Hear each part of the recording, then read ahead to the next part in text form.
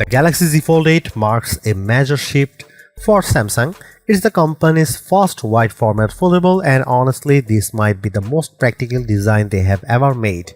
You are getting something that feels noticeably lighter and more compact in your pocket, but when you unfold it, you still have that large immersive 7.6-inch display that's bright, sharp and ideal for content consumption. The 5.5-inch cover display is wider this time, which makes a real difference. It's far more comfortable for everyday tasks, whether that's scrolling TikTok, replying to messages, or typing with two hands without feeling cramped. Samsung's new Flex Titanium tech has also pushed the crease closer to being a non-issue, which is a big deal for long-term usability. And on top of that, you are getting smarter AI features like Now Nudge that actually feel useful in day-to-day scenarios. That said, there are trade-offs. The biggest one, no telephoto zoom, and depending on how much you rely on that, it could be a deal breaker. It's wide, it's a little unconventional, and yeah, I kind of want one. Samsung is launching two book-style foldables in 2026, but the Galaxy Z Fold 8 is easily the one I choose to carry, and that comes down to one key reason: it looks and feels completely different from anything Samsung has done in the past 7 years of foldables. This design is all about being compact and lightweight, almost passport-like in footprint, but paired with noticeably wider front and inner displays. The result is a foldable that feels purpose-built for consuming content, whether that's video, social media, or reading. What's interesting is that the Fold 8 still inherits several high-end features from the more expensive Fold 8 Ultra that includes Flex Titanium for reducing the crease, a higher capacity silicon carbon battery, and an anti-glare coating on the display.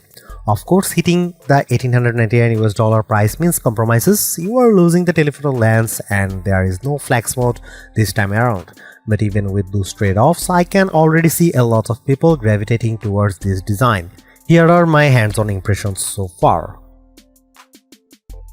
Samsung is officially launching the Galaxy Z Fold 8 on August 7 with pre-orders opening today, July 22.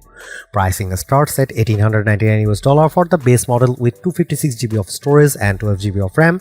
If you want more storage, the 512GB version jumps to $2,099 and the 1TB model along with 16GB of RAM comes in at $2,499.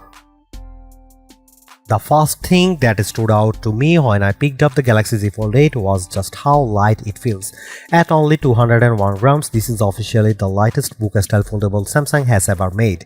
And that's impressive considering the Fold 7 was already relatively light at 215 grams.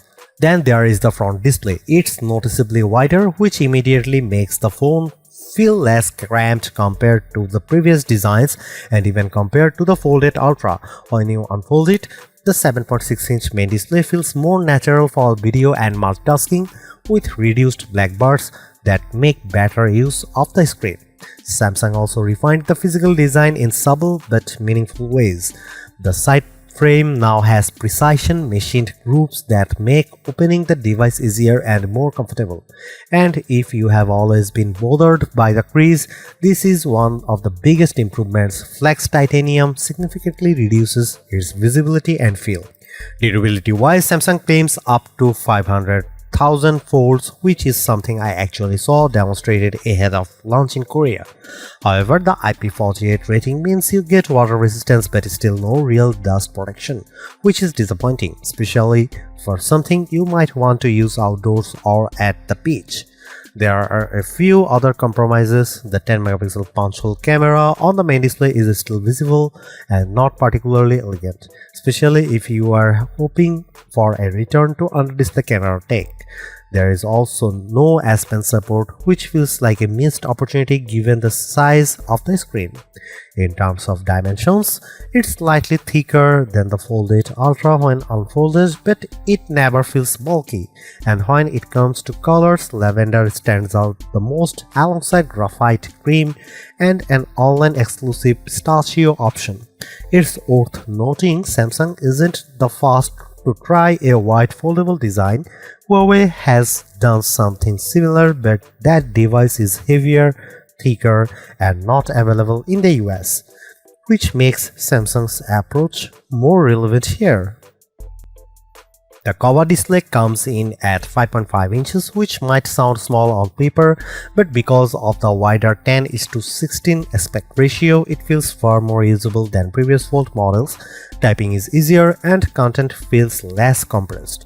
Unfold it and you get a 7.6-inch main display with a 4:3 aspect ratio. This is a much better fit for video compared to the more square layouts we have seen before. You still get black bars, but they are less distracting overall.